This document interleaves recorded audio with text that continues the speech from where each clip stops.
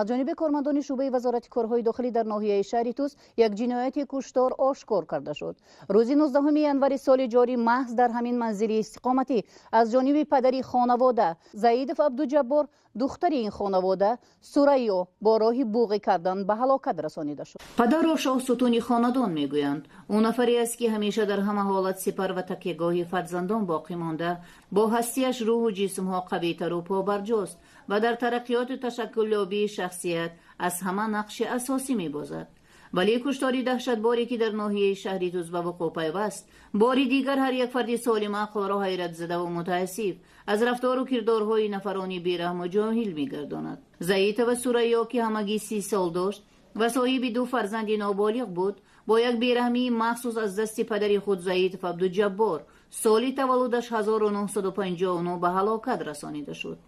به شعبه وزارت کارهای داخلی در ناحیه شهری توس خبری تلفنی آید خودکشی زید و در منزل استقامتیش واقع در کوچه قیاس ناحیه مذکور وارد گشت.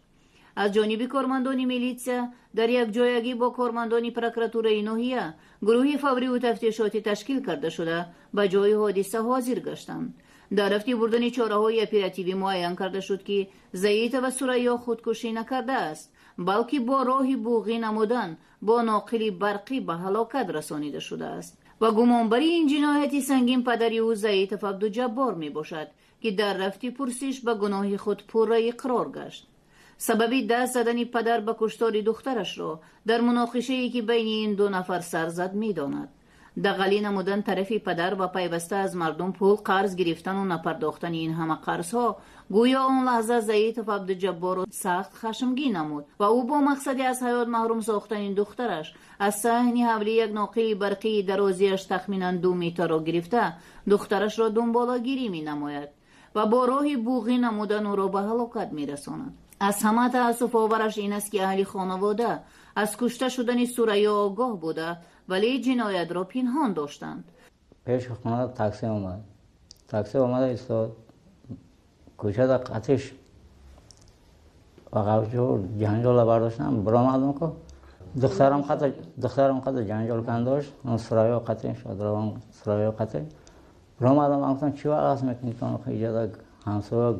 چی میگه بعد تاکسی گفت 30 سوم و همه قرض گرفته بعد من این عدسش کردم یک پسترش دادم خونه در اومد به اجازت من نپرسیدم نه مادر نه وایتا چی وقت قرض میگیری آدم که ناشناس باشه بعد گپ گردان کرد با یک تا پسترش دادم طرف همه واجد خونه رفت بعد چشمم آمد یگان چیز نداشتم یک سیم بود اصلا گرفتم هم دختر من بغض کردم ده بسیم هم کارمندان کارهای داخلی مقصد نفهمیدنش را گفتم که اهل اویلان داد خواب کنید شرکار شد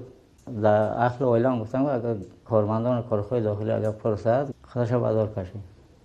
وابسته به حالت مذکور از طرف پروکراتور ناحیه شهری توس پرونده جنایتی با ماده 104 کودکس جنایتی جمهوری تاجیکستان آغاز گردیده تفتیشات ادامه دارد.